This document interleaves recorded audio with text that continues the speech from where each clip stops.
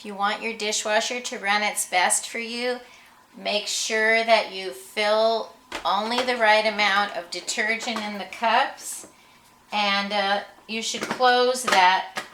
I know sometimes I don't like to because I feel like it doesn't always get it all out, and I like those little pods, so sometimes I'll put those. Also, always make sure your tap water is running hot so that hot water fills your dishwasher. If you don't run the hot water first, it fills up with cold and it isn't going to run as well.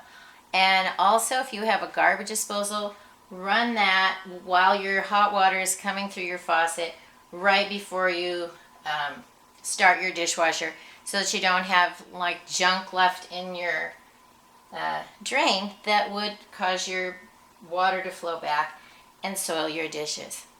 Keeping your dishwasher clean helps it work better for you. Try it. Please subscribe to Alaska Granny and have a wonderful day.